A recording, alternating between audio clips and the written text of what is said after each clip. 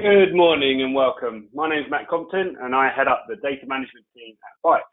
I'm also joined by Carl Wearn, Phil Hay and Duncan Mills from Mimecast. And today we'll be talking about cyber resiliency in 2020. Quick bit of housekeeping before we go into the main content. You will be muted throughout the webinar and there is a questions box on the right hand side. So if you have any questions during the webinar or towards the end, just pop it in a box on the right hand side and we'll have a dedicated Q&A session at the end where we'll try to get through all the questions that are asked. The webinar is recorded, so hopefully you find it really useful and you want to share with colleagues at the end, and that will be shared out to you via a YouTube link that you can then share internally, or if you do need to duck out, you can obviously come back to it. And then there is the customary feedback form at the end. It only takes 30 seconds, maybe a minute. They are really, really useful and we do benefit from them significantly in making sure that we tailor these to be as useful as they can and even more useful as we kind of move into future webinars. So please do take the time to fill that out for us.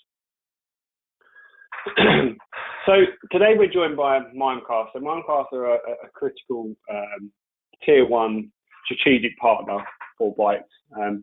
We've been working with them for a significant amount of time, and where they are based as a SaaS model for email security, they get to see a huge amount of threats in the market coming in. Email still being the #1 vector for targeted campaigns means that the visibility that Mimecast get is kind of second to none. So today we put a webinar together to give you a view of where we see the world now.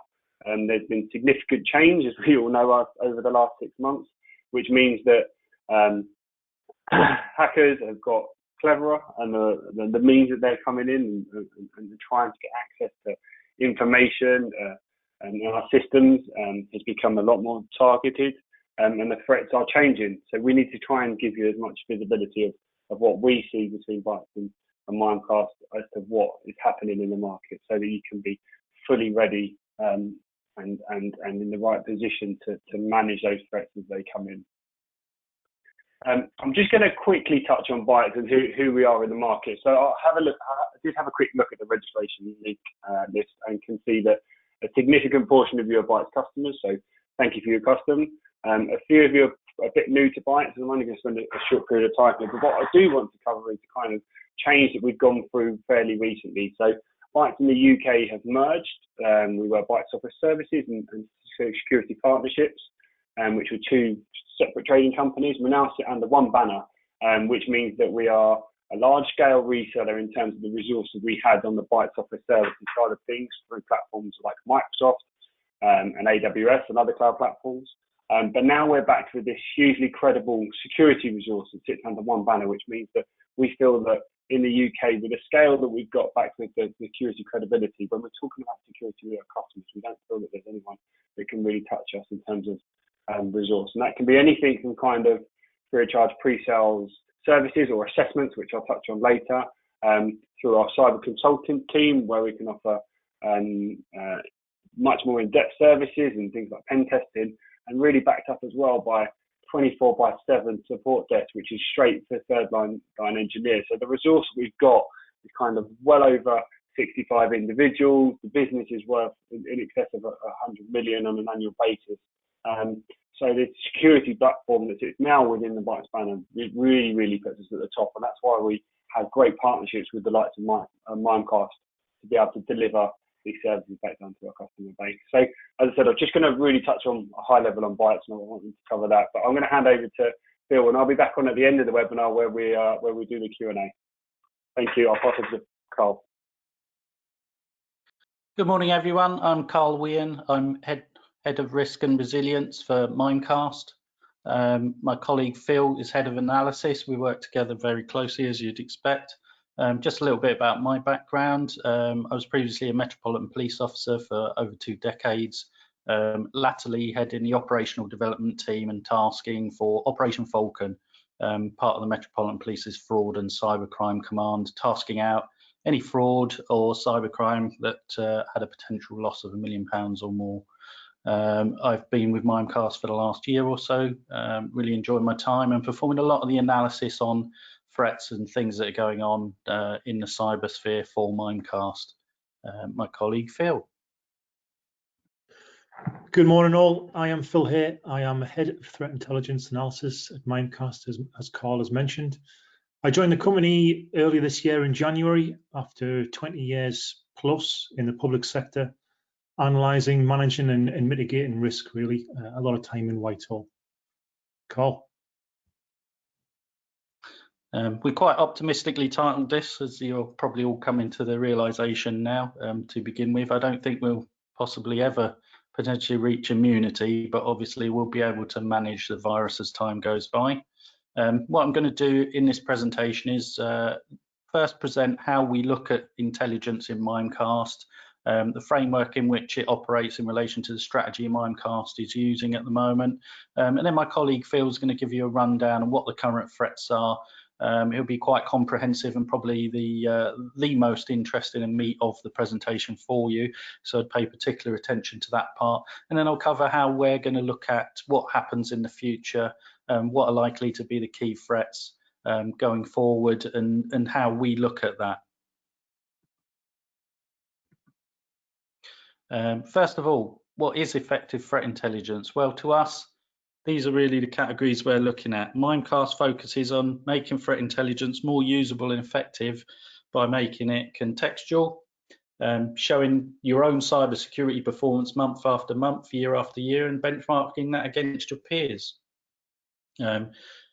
Predictive, allowing you to take a proactive approach to new and emerging threats, identify end users who pose the greatest risk, and more effectively deploy your limited resources. Easily consumable, so it can be reviewed quickly and easily and used to communicate effectively with other stakeholders in the organisation. And lastly, instructive. It's designed to help you better understand the nature of the threats that your organisation faces. That's really what we're aiming for. The strategy that operates in that Mimecast uses is really, you'll be used to seeing the perimeter and insider threats, but Mimecast is operating under a strategy now called Email Security 3.0 to provide resiliency throughout the organisation, inside, at the perimeter and outside.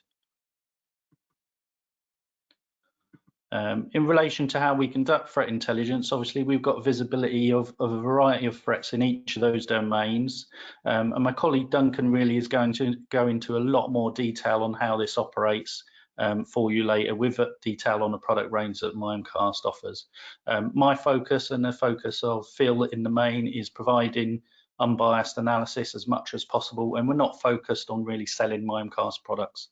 If it's of interest, I'm sure it'll be fantastic news to you. Threat intelligence and Mimecast actually provides this free to all of its customers. And over to my colleague Phil. Thanks, Carl. So, the threat intelligence landscape. So over the last few months, we've seen a significant increase in detection volume. The important point to make at this stage is that 80% of these threats are business as usual. However, the extraordinary circumstances surrounding the COVID-19 provides a key lure, similar to other events in the past. As we had earlier this year, we had the Australian bushfires. So really, any opportunity for a threat actor to exploit a circumstance, they'll take it in order to defraud individuals or businesses. And the current pandemic offered perhaps once in a lifetime opportunity. Due to it being on a global scale, it lasted over many months. It created mass confusion and anxiety. And so from an attacker's point of view, this was an ideal scenario. During the pandemic, we've seen an increase in detections of 27.85% overall. Once broken down, this equates to spam, 26.3%, increase, impersonation was increased 30.3%, malware was up 35.16%. The key focus of threat actors is high volume spam, impersonation, which in the current environment is likely a successful attack vector. Recent malware campaigns detected, we've seen Cryos, which has been used in an IT support pop-up scam.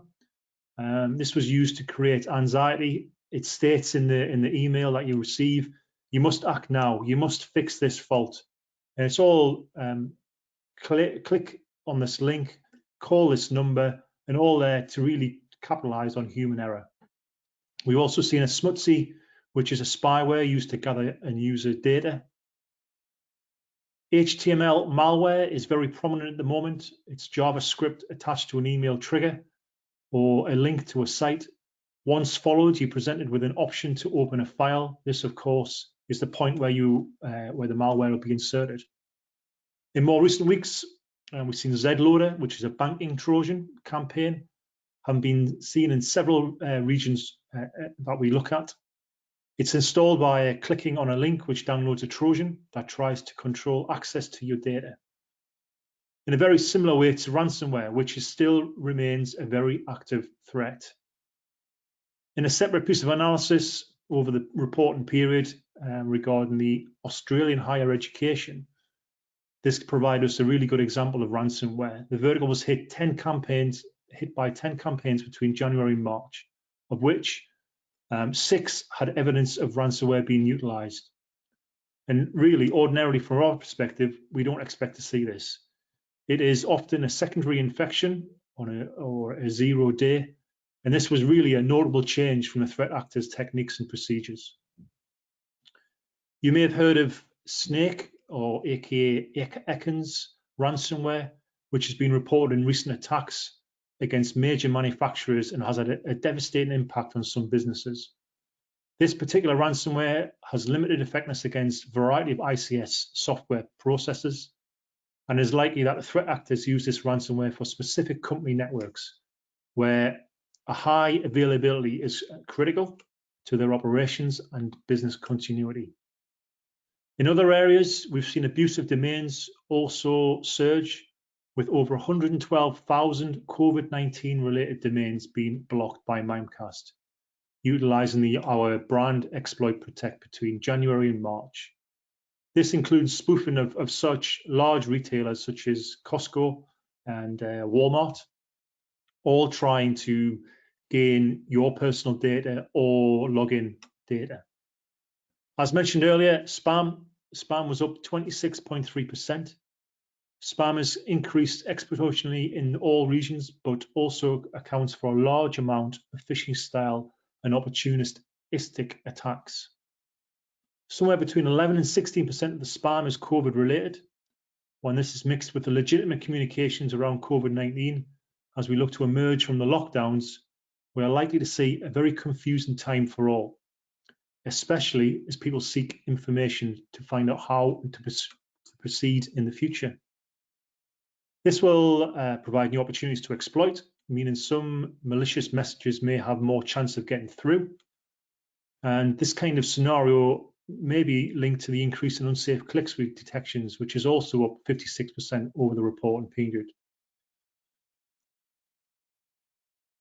Finally, cyber hygiene is something that we've also noted has probably likely had a slightly deteriorated. It is critical at present for organizations to return to the office post-pandemic. Some users are visiting sites they shouldn't be. General security hygiene suffers as they search for information settings may not be optimal and set where they should be set, particularly as they become accustomed to work from home procedures and securing home networks using VPN, firewalls, etc. May not be familiar to some people, or may be something that they're just not using at the moment because they're so comfortable in their surroundings. A key point to assist return to office or working at home is remaining aware of the threats. Regular training is also a key issue. Our research shows that those customers with awareness trainers places them 5 times less likely to carry out unsafe clicks or URLs. I'd also, from a personal point of view and my background, add general security training should be considered a return to the office. For example, remembering to lock workstations, protecting passwords, clear desk routines when you've finished work, and being wary of tailgating office entrances, all of which a few months ago were everyday basics. However, over the last few months, we're probably now out of practice with. So again, relating back to the threat, looking ahead, what do we expect to see? Well, key event related to phishing and ransomware will remain high on the threat actors list of attack vectors. We must not forget Emotet re-emerging, which is almost certain to have a significant impact on detection volume in the near future. It has not been seen since February 7th, and our historical analysis shows that it has reappeared after a 4-month hiatus in previous campaigns. So it's roundabout now that we should be expecting to see Emotet once again. So it is almost certain that threat actors will continue to exploit every opportunity presented to achieve their goals. I will now hand you back to Carl. Thank you. Thank you, Phil. I mean, a key point there, as Phil said, is the cyber hygiene. I think that's been quite apparent to us from those figures he mentioned. There's been a massive increase across all regions, really, in people performing unsafe clicks, and that has been related to a drop in cyber hygiene.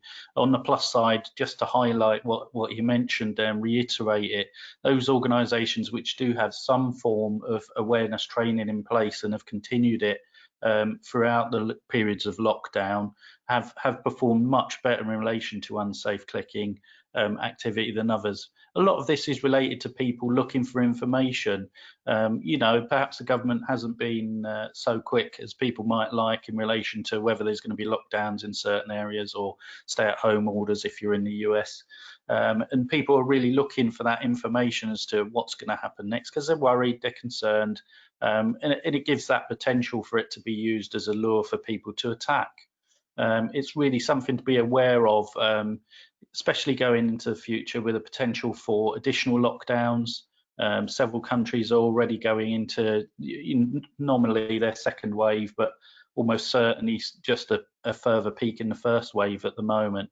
We can expect that kind of thing to happen in the UK, as you've seen in Leicester in the last couple of days, and potentially in other areas. So it's something to be aware of, that the working from home to the level it's at now, you may have plans to return to the office, but be prepared perhaps to resume that to a major extent if there's further waves of the virus or further lockdowns are put in place regionally. Phil quite nicely covered off a couple of things we've been thinking about in the future, in particular Emotet as well. That contributes a huge amount, around about 13 to 15% of threats globally in major campaigns in previous quarters have featured Emotet very, very heavily in the thousands. That has tailed off from the 7th of February. It's something that people really need to be aware of in the future. What can you do about Emotet? Emotet is a very effective banking Trojan, or was. It's mainly used as a dropper for other malware now, and basically it's quite simplistic in how it works. It's got a huge list of commonly used passwords that people use, which is constantly updated, and it tries to brute force accounts once it's in and spam itself out to escalate privileges that way.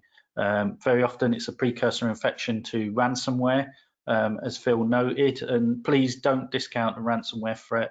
Again, to reiterate what Phil said, 80% of what we're seeing is business as usual, and ransomware is possibly the most destructive threat possible at the moment. They're making hay while the sun shines, and the circumstances of the pandemic have just provided them with massive opportunity to try and theme their messages and get them through. I'm going to cover a couple of examples we've seen very recently as well for you. This is an email that was sent to a US company in relation to returning to work. Any applications or processes that you're looking at that threat actors might consider people will be looking at for their return to work processes, Workday is a good example. It's a big HR system that many places are in the throes of implementing. And this is being used as a theme and a lure, saying that this process is being put in place for this business. People need to follow these procedures. Basically, it's your standard click on a link, which takes you to a credible looking domain page. Now, to add to what Phil said earlier, domain abuse has been massive during the period of pandemic as well. Really, a lot of this activity is an acceleration of activity that was already happening over the last decade, particularly from what I was seeing in the police service. And what we expect is that it will maintain this tempo going forward. People will be working from home as flexibly as possible because it's kind of broken that barrier now, where it is viable for a lot of businesses to do this. And people are really having to look at the processes they've got in place to verify things, I would say, particularly in the instance of emails or communications like this. Have you got suitable processes in place for personnel to verify who this has come from and whether they should be clicking on this, installing this? Is it a legitimate communication? And what we've seen quite clearly is during periods where there's been a change in the lockdown rules, particularly in the UK. There's a huge spike in legitimate email activity as well. So during those periods, they're key times where your workforce are most vulnerable. The legitimate communication adds to the level of noise, and there's a higher potential that people will fall for the related phishing or messages that threat actors are sending to them, which look innocuous and could very well be workplace related. And we've seen an increased sophistication of these as time has gone on, particularly in relation to government organisations and places like the WHO, HMRC, having their websites spoofed and attempts at credential theft and the escalation of privileges. So it's one to be aware of. At the same time, a couple of these messages are actually from Mimecast senior personnel, where they were basically hit by messages which are what you would call phishing or smishing related, an increase in text messages which are fraudulent. Again, similar to before, trying to get you to click on a link and give your credentials over. It's surprising how many people actually respond to these messages. They're looking at every way to get to you. Obviously, SMS messages are going to be very easy to spam out to a contact list and try and get as many people as possible. Phishing, your voice related stuff, is usually going to be in a less sophisticated way. The vast majority of what we're seeing, as you can see in that bottom right, is literally it will be a missed message email saying you've got a voice message of however duration. Again, please click on this link where you'll be compromised. The key bit of advice really is don't click on links. Try and navigate to a website via your browser. The government organisations are predominantly not going to send you links in emails to click because they're aware of the issues with that. That's the best way to stay safe. And if at all possible, verify it with your supplier via a known and trusted number.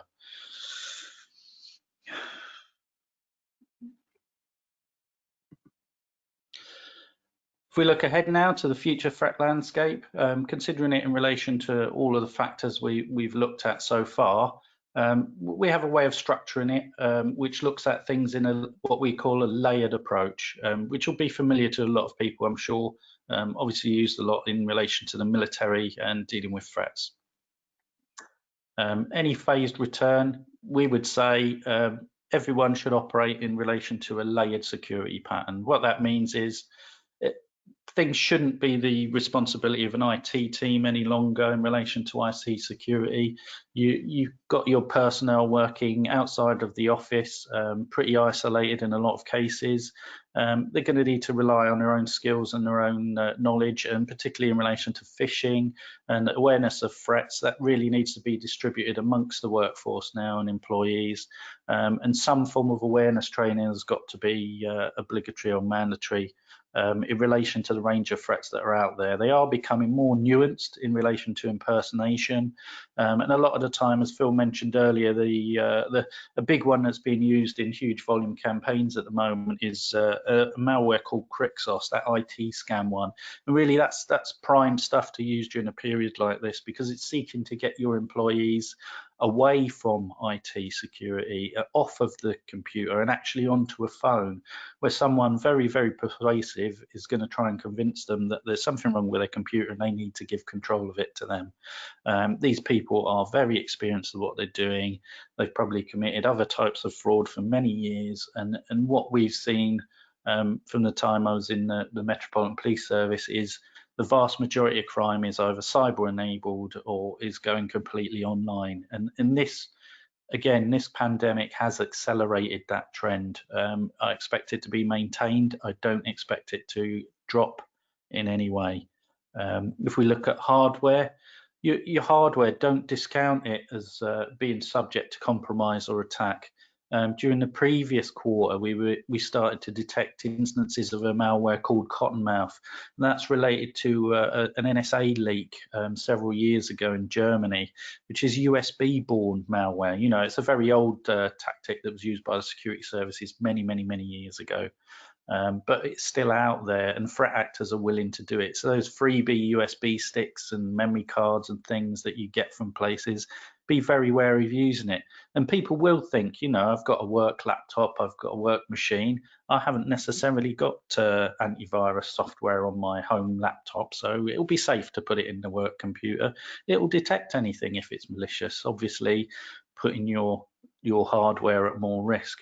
Also, don't discount some cheeky beggar actually going into your server room and putting new hardware in there, particularly if you've had skeleton staff or very few staff operating from your physical locations due to lockdowns or stay at home. This is happening. It happened to a tier 1 bank, was reported 2 or 3 months ago, and it is a threat, so be aware of it.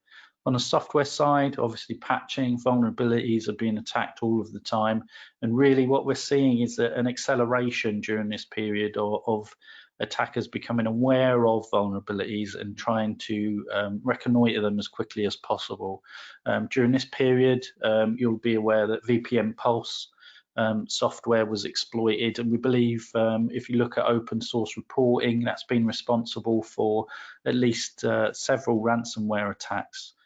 So really patching during this period is key, particularly in relation to the software you're using for employees to work at home, because they're going to be people who are targeted. They may not have secured their home network as well as perhaps they might have been if they were working from the office. They may not be as savvy around how they use their home network. They may use unencrypted email over a work device, which really gives a pathway into yours to piggyback into your business.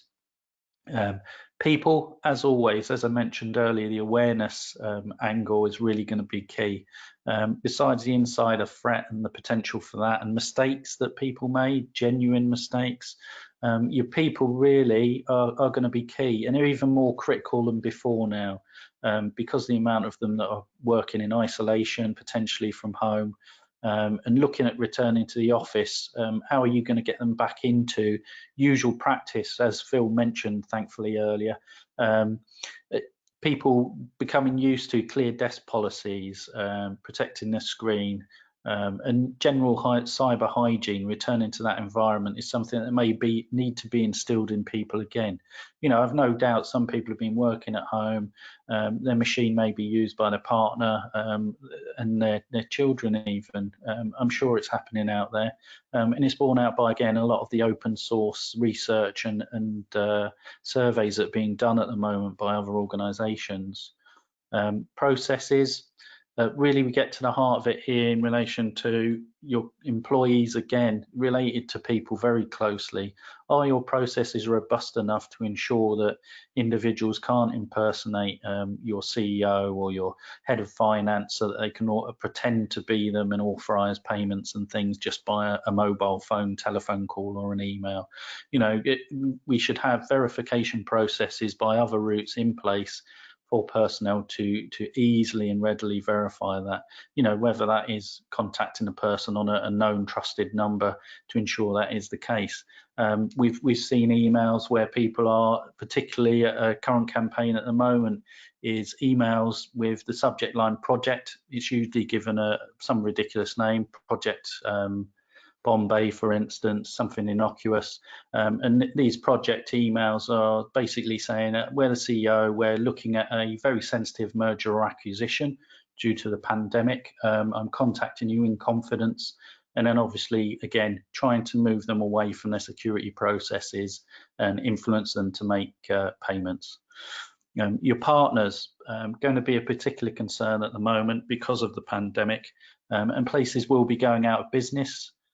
Some of your partners, unfortunately, may fold. Are you aware of and in touch with all of your suppliers? Are you aware of the security processes?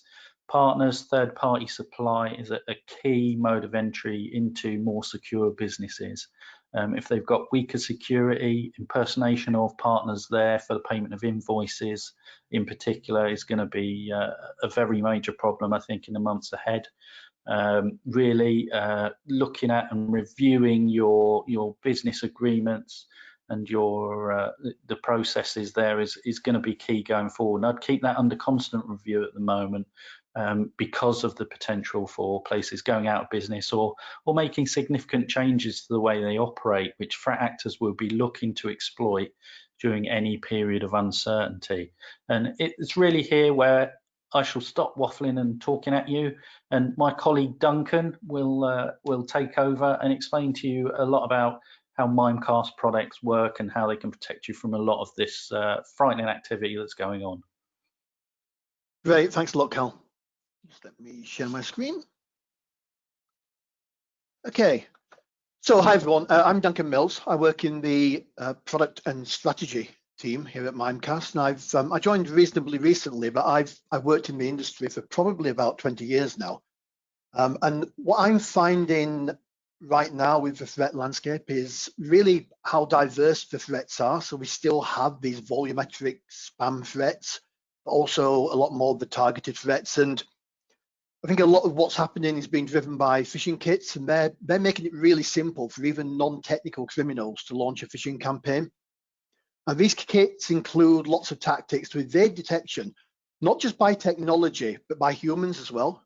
So the result of this is that we must recognize that no single security control can be 100% effective. And we need to consider how we become resilient to cyber attacks. And this resilience, this is all continuing directly on from the last slide that Carl showed there around layers. Resilience is all about layers of security. And as security professionals, we all know that this is how you achieve that cyber resilience. So here at Mimecast, we do that on our Mime OS platform. But what I actually want to cover right now is how we present that out. So what the manifestation is to our customers in terms of our product portfolio. So for those of you who don't know Mimecast, here's a quick snapshot. Our mission is to help build this more resilient world. And we do this with our cloud-native platform, from which we deliver this comprehensive suite of cyber resilience services. And that enables us today to protect in excess of 38,000 large and small customers from malicious activity, human error, and technology failure. For those of you who do know Mimecast, you might think that we're just an email company, but today we're much more. So the Mime OS platform and our email security services were initially built to secure companies' email against those high volume spam and virus attacks. And when attackers got smarter and they took a more targeted approach, our defenses became more targeted as well. So we also recognize that technology is not the full answer, and human error is the cause of 90% of breaches. So we expanded our portfolio with security awareness training. Then hackers started to use organizations' brands or domains to increase the success of phishing attacks. So we again expanded our portfolio to help companies protect against these types of attacks. And over the past few months, we've been working really hard to ensure we're able to articulate how we help our customers. And last week at our customer summit, we announced our solutions framework, and that's what I'm going to quickly talk through today. It's a visual representation of the integrated suite of Mimecast services that are available to help achieve a pervasive security strategy which is tailored to your organization's needs. And the idea is that you can evolve your strategy and protection over time as those needs change. Now, we don't have time to cover the whole solution framework in detail, so I'm going to focus just on the email security 3.0 strategy, which is what we're really here to talk about today. So this helps IT and security professionals achieve a more comprehensive protection against email attacks. And we do that by advancing from a perimeter-only email security approach to one that is far more pervasive. So this approach addresses threats in 3 different distinct zones of control. First at the email perimeter, then inside the network and organization, and then finally beyond the perimeter. Let me touch on each of these. Excuse me. So if we have time, I'll then actually quickly cover off on what we refer to as resilience extensions. And these expand on the 3 zones to deliver enhanced and targeted capabilities that are designed to address specific needs, including governance, compliance, web threats and shadow IT, and continuity and recovery.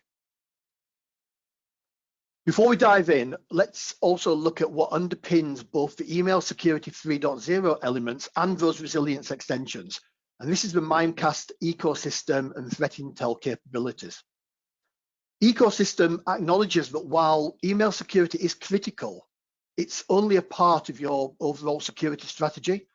So we have a broad library of open APIs that let you quickly and easily plug into your larger security ecosystem.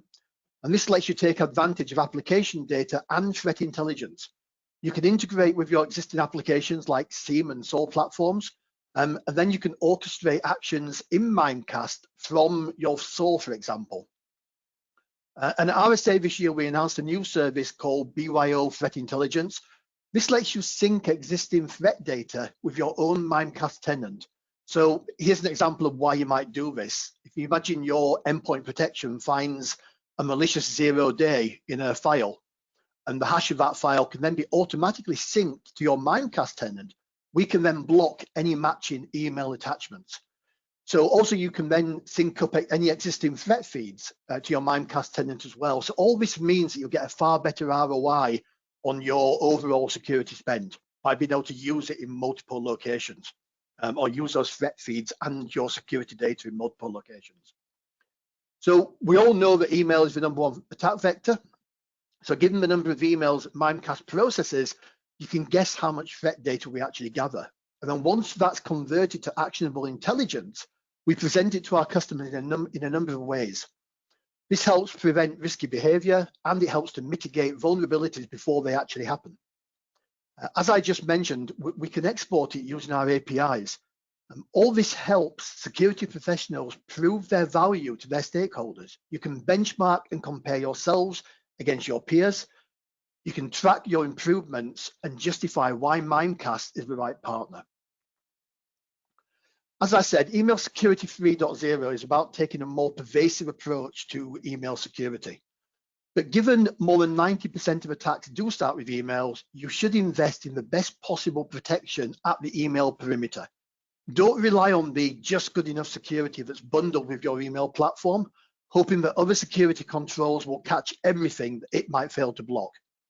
The secure email gateway is still your first line of defense, where you should block as many threats as possible away from your network and your users. Mimecast adheres to security best practices, and going back to what Carl was talking about layers, we layer our own third party and our own proprietary detection technologies.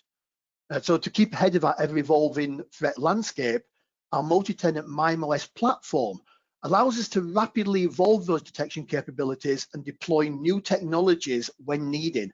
So that allows us to evolve our protection and our detection in line with the evolving threat landscape. Let's cover how we protect from 3 of the most prevalent of today's threats. So around 200,000 new domains are registered every day, and about 70% of these are phishing or suspicious. It's impossible for any security provider to track every new phishing site. So Mimecast URL Protect checks URLs when we first receive the email and each and every time the user clicks it. So this overcomes the problem of sites being weaponized after an email is scanned when it's first delivered. Every time the user actually clicks the link, we check it, and we check to see whether it's classified as safe or not, and then we follow it to its final destination and inspect the content in real time. If a link leads to a file download, we first determine whether it might be a dangerous file type, and we apply customer block or allow policies to it. Then it's inspected by a number of anti-malware engines. Next, it's analyzed by static file analysis, and that allows us to determine whether it contains malicious code in just milliseconds. And then finally, if we're still not determined whether it's safe or not, it's sandboxed. Attachments are treated to these same rigorous checks, but in addition, many risk-averse customers will opt to do content disarm and reconstruction, and that converts the files to a safe format and delivers them immediately.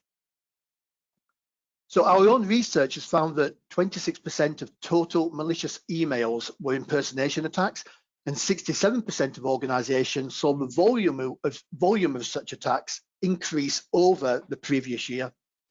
Impersonation Protect contains a set of features that look for specific indicators in a message that are often used when threat actors craft social engineering attacks.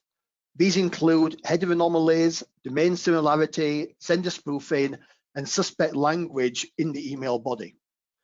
And detecting impersonation attacks is difficult, and it can sometimes result in false positives that will impact end user experience. So rather than blocking borderline suspicious messages, we allow the IT team to configure policies to tag them with information that can help the recipient determine whether they might be malicious or not. So moving on to zone 2, this is where we strengthen your last line of defense, which is essentially your users. Human error is responsible for many successful attacks, including account takeover, which is a major problem today. Users reuse passwords across personal and business accounts. Their cloud application credentials can be phished, and malware can infect their computers or devices, which can lead to compromised email clients. The upshot of all of this is malware and malicious links spreading laterally across your business by email. In Zone 2, Mimecast awareness training helps you proactively minimize human error, and our internal email protect service mitigates the risks associated with a successful attack. So even though $1.5 billion is invested annually on security awareness training, over 90% of cyber attacks are a result of human error. The result is because over half of employees are just unenthusiastic about this training, and frankly, a lot of it is quite boring. This makes the challenge of keeping users engaged and interested all the more important. So, Mimecast awareness training turns the traditional training model on its head, and we use highly engaging, funny micro-learnings. These learnings feature a recurring cast of characters in real-world scenarios, and this creates empathy and understanding. Each training module is accompanied with a micro quiz and gamification, and that helps users to obtain more knowledge. We found that users who receive our training are 5 times less likely to click on a malicious link than those that don't.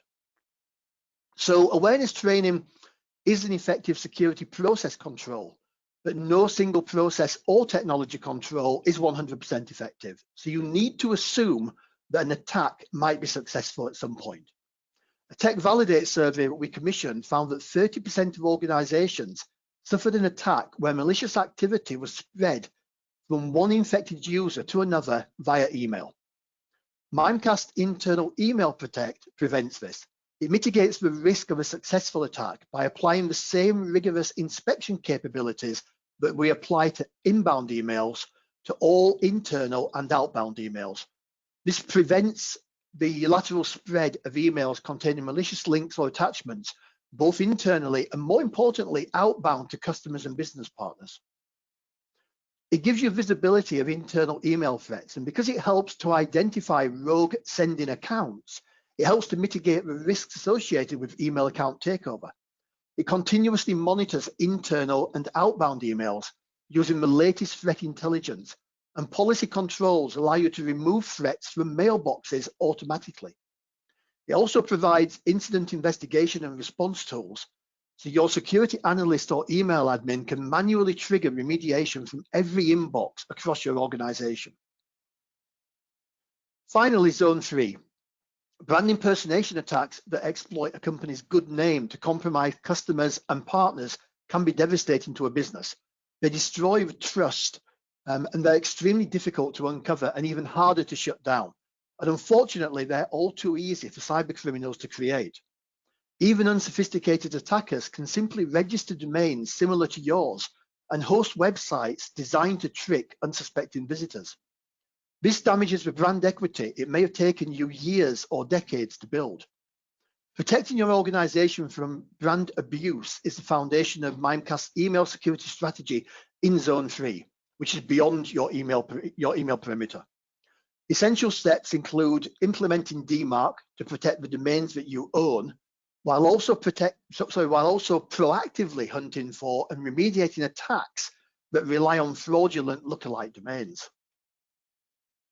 DMARC helps protect against phishing brands where bad actors spoof your domain to send email that looks like it came from your trusted brand.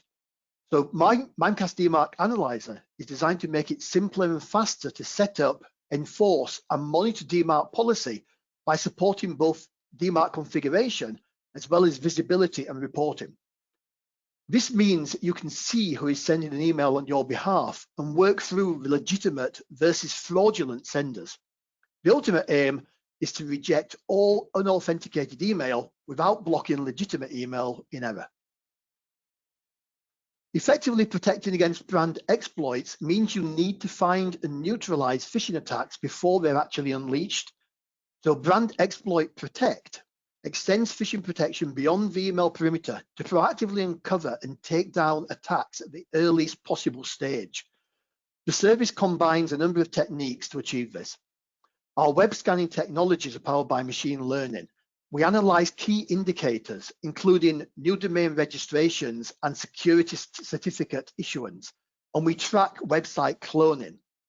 This allows us to identify and block compromised assets at the earliest preparation stages before they actually become live attacks. So hopefully that gives you an idea of why you need to evolve protection beyond your email perimeter. It can be a gradual process as your needs evolve. Let's wrap up by quickly highlighting the other pieces of the solution framework. A resilience program must also take into account continuity. Email is business critical, so Mimecast Continuity enables your users to continue working in the event that your email platform becomes unavailable, and we can allow you to recover from a successful cyber attack. Many of your users are probably working from home at the moment. They're using cloud applications and file sharing tools to help get their jobs done. So protecting them when using the web has never been more critical. Attackers are thriving on the blurred lines between work and personal browsing, and the fact that there will always be users that click without thinking. So Mimecast Web Security stops web-based attacks before they reach your network or devices. It prevents users from accessing inappropriate content and provides full visibility and control of cloud application use. With the addition of large file send, your employees can send files securely via email and no longer need to rely on potentially dangerous file sharing sites. Our secure messaging service can be triggered either by DLP policies, which use custom or built-in dictionaries, or by users clicking on a Send Secure button that's built into their Outlook client. And finally, governance and compliance is achieved with archiving and e-discovery. Data is encrypted and stored in geographically dispersed data centers with triple redundancy, and searches can be completed in seconds for users or minutes for an e-discovery search. So that completes this whirlwind tour of the solution framework. I hope that was informative. And with that, I shall hand over to Matt.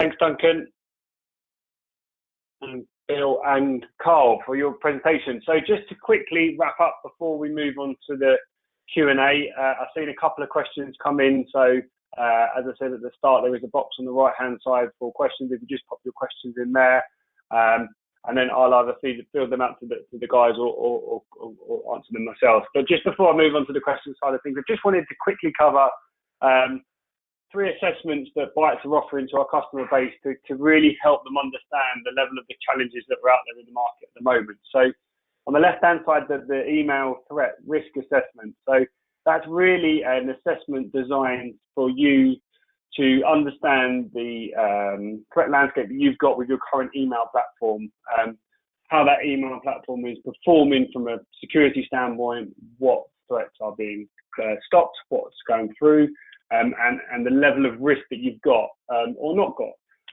What that allows you to do is really kind of granularly understand the challenges or not challenges, and sometimes in certain instances provide that business case to look at potentially Mimecast as an option compared to what you're currently doing because of the level of security that it has compared to the competition.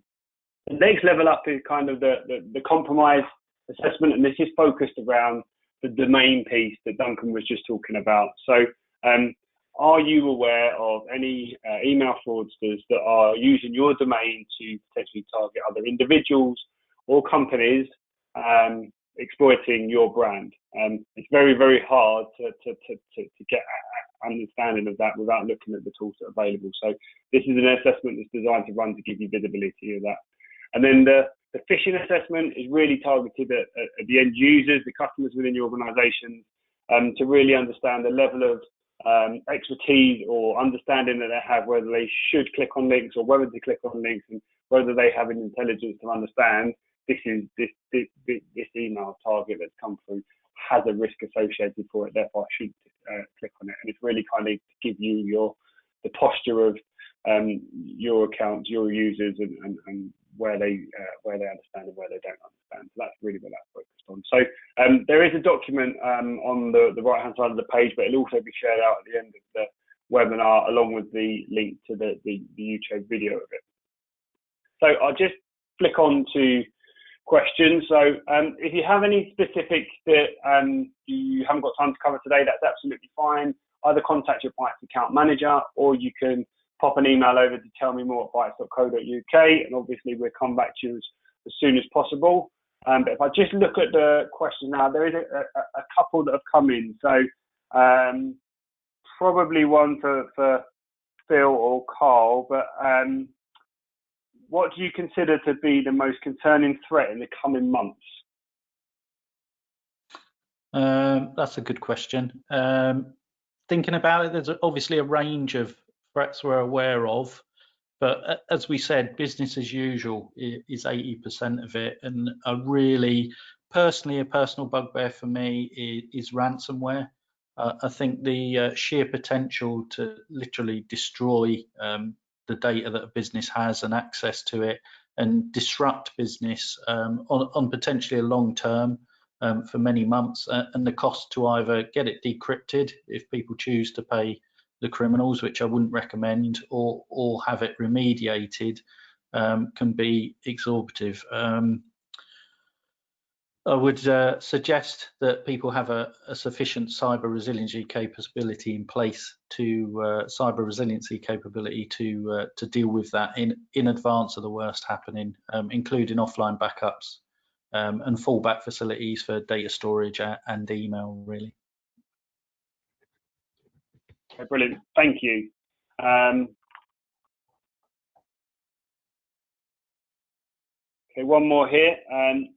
Has the targeting of businesses changed due to the pandemic? Again, good question. There's been a noticeable shift in every sector, both globally and regionally. In the UK in particular, we've seen the similar to a global shift in the persistent and increased targeting of both the manufacturing sectors and the retail sectors, which has continued since Christmas. Usually that dies off and returns to a normal pattern.